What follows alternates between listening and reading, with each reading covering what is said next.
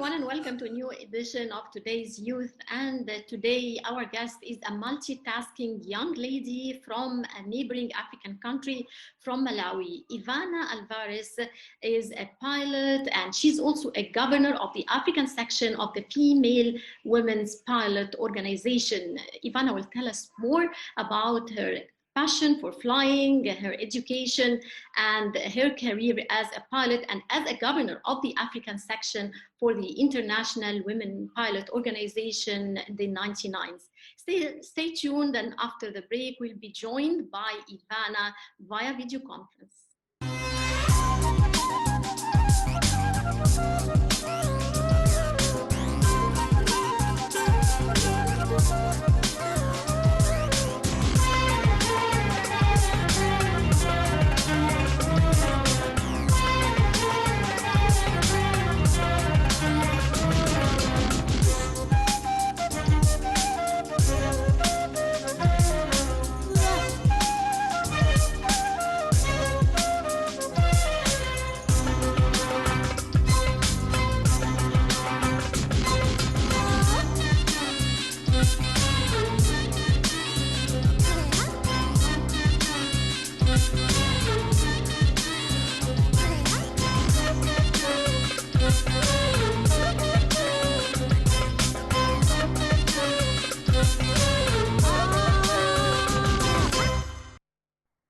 Welcome back. Thank you for joining us, Ivana. We are joined by a video conference by Ivana Alvarez from Malawi.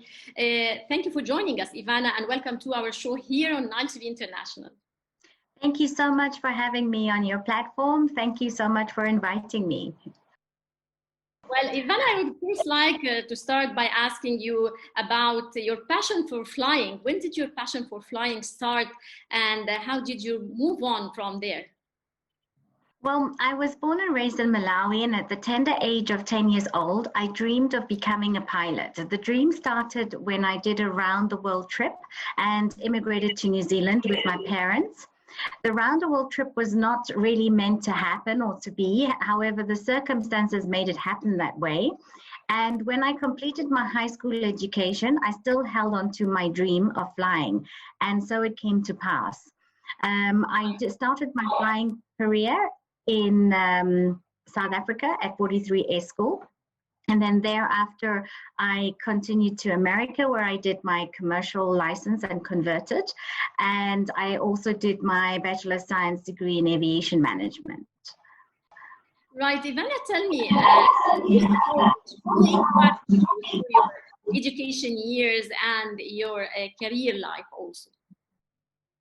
Well, my parents were a little reluctant in the beginning, more so because they were worried I would change my mind of becoming a pilot, as the course is very expensive, also because being in a male-dominated field. However, when they realized how serious I was, they gave me their full support and blessings. And both my mother and my brother have given me, their support. And so is my husband, who is a pilot himself and an aviation lawyer. So he understands the aviation industry I work in. And my late father as well was also very interested in aviation and wanted to fly, although he couldn't. So he did encourage me to pursue my dream. Right. Well, you just dominated field, Ivana. How far is it still that way? I mean, is this changing now? I mean, worldwide, I know it's still a male-dominated field worldwide, but how is this changing now?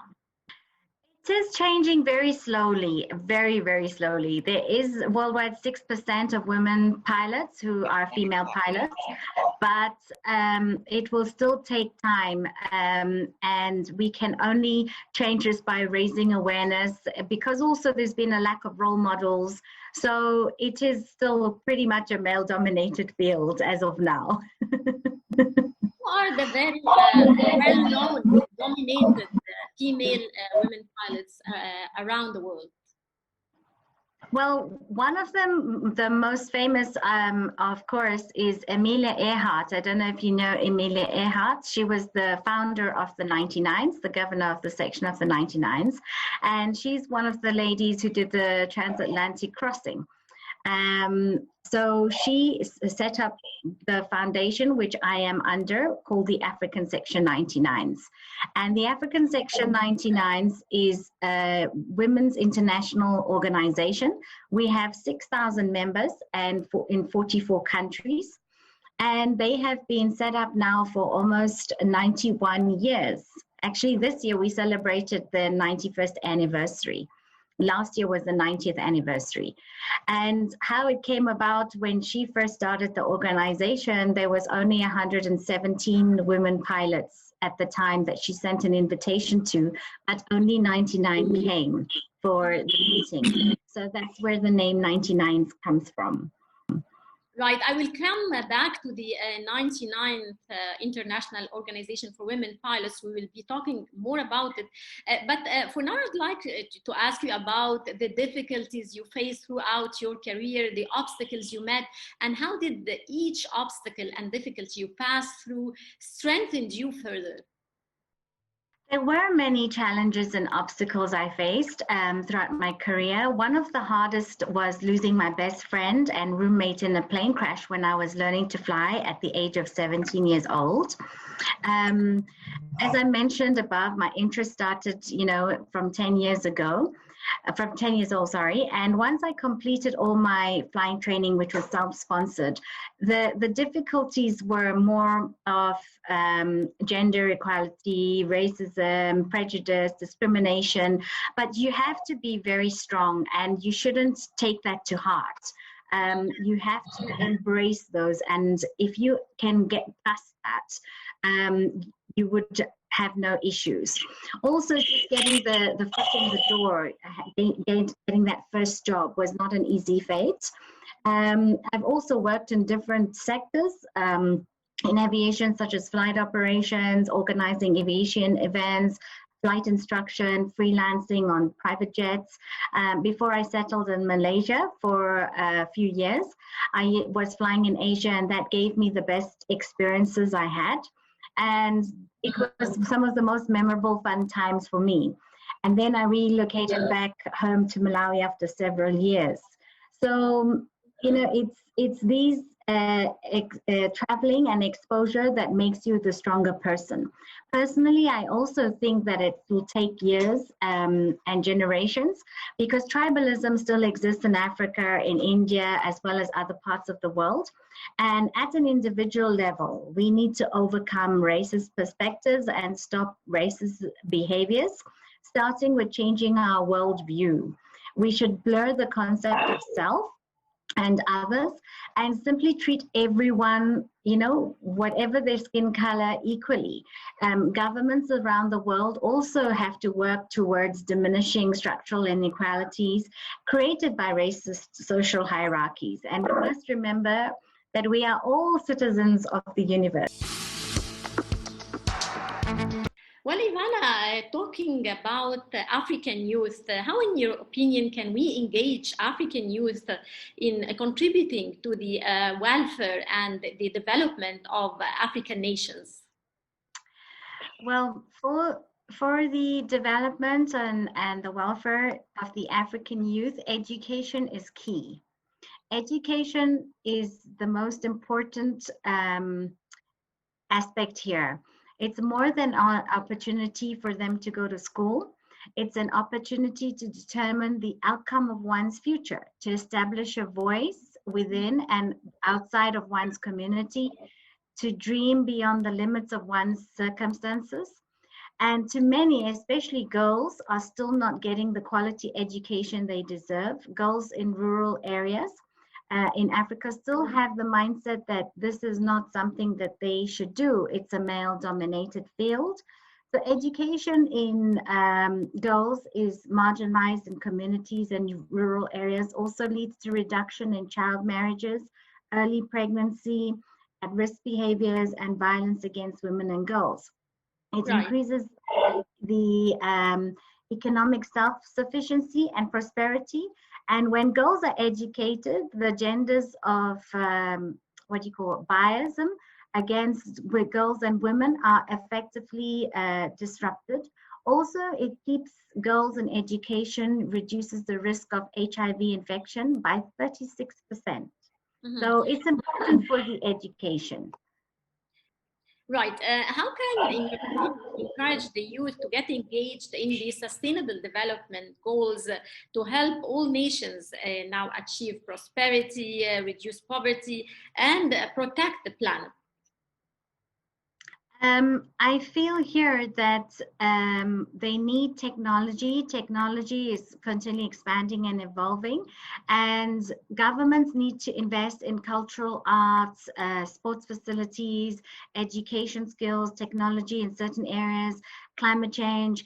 The youth need to be more involved in these areas by probably volunteering or having them involved in volunteering services or having projects for them to do, which would achieve some of the SDG goals or the development goals of the United Nations 2030 goals that they're trying to achieve.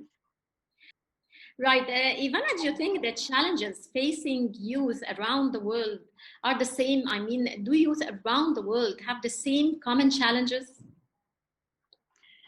Not really. You see, in Africa, the challenges that we face are a lot more, quite more different compared to the challenges that the counterparts or youth in Europe would face. Firstly, in just talking of aviation roughly, there is a lack of role models in aviation in Africa for females. So female pilots remain a rarity. Like I mentioned earlier, only 6% of pilots are women. So that's the number starting to increase. And we need to start to motivate them through STEM. STEM is needed now more than ever, and we need STEM projects. So in African countries, the significant challenges are in educating the youth because of the lack of equipment, access to amenities like electricity, as well as non-attendance in school, poverty, AIDS, HIV.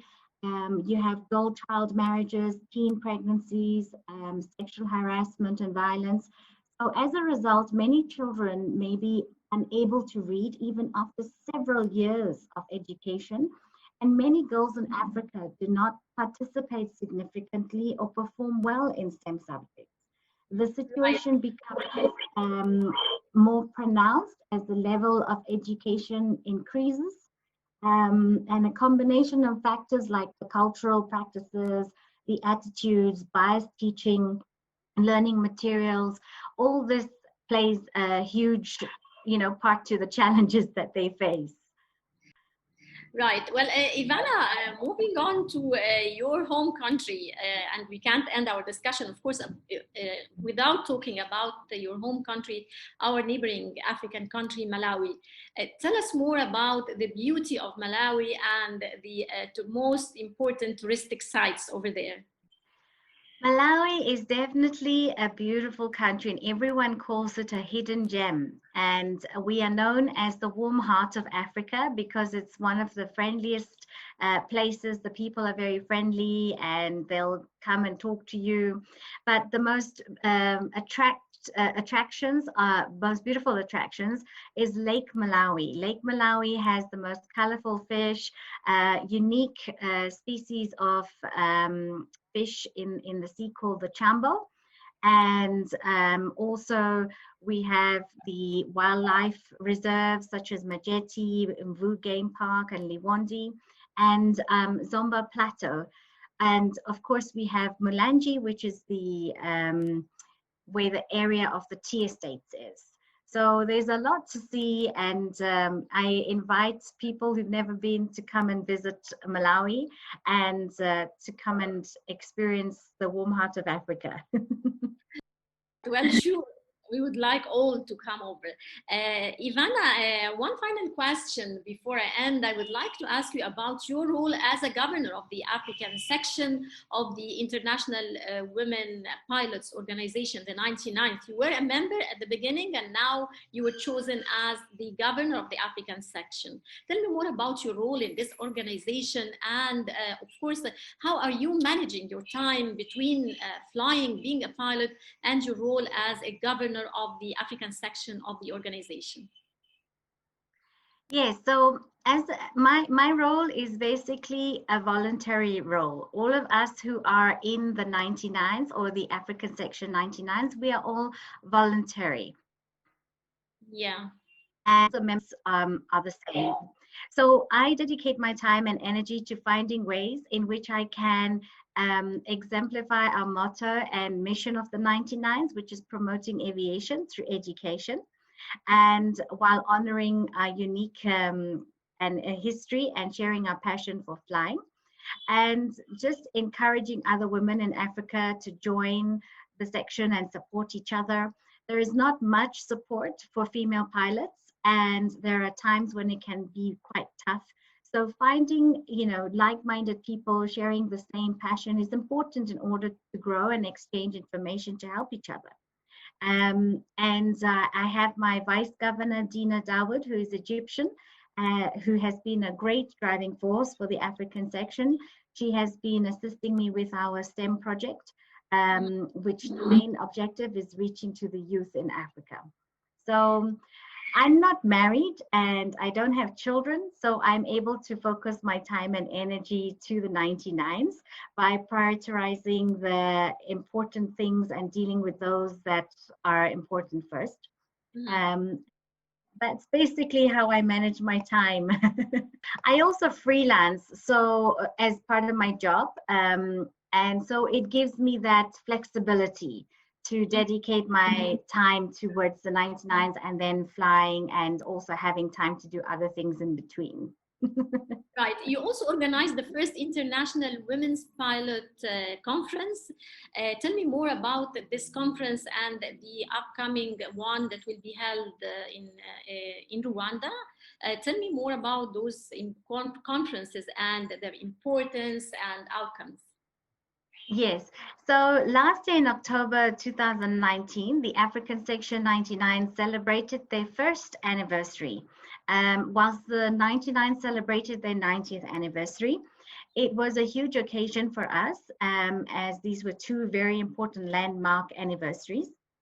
Also, it was the first time that a Women Pilots Conference was held on the African continent. So the aim was to raise awareness about the 99s in Africa, but also bring people from different geographical areas as we share the same passion. And the conference was for the African women pilots to be able to network and get to know other women pilots and meet like-minded people and peers from different backgrounds and wide range of various fields of whom they have not encountered maybe back in their home countries. And also many of the attendees who came were celebrities in their own home countries. Like we had the first female pilot from Iran, the first captain in Nigeria, who's a helicopter pilot. So we had quite a few different ladies. One who came from Canada who represents Barbie doll and was the first pilot in Canada. So different ladies from around the world.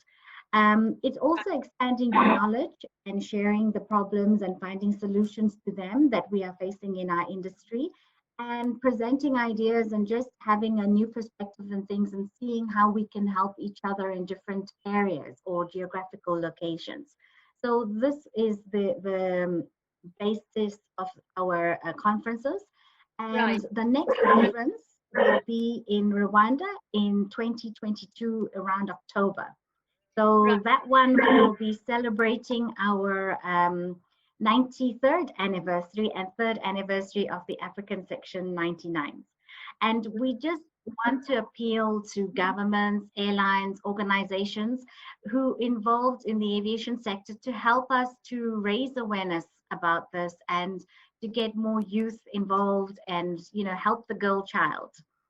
Right. Well, I would like to thank you very much for joining us, Ivana Alvarez from Malawi. Thank you very much for your time and wish you all the best of luck.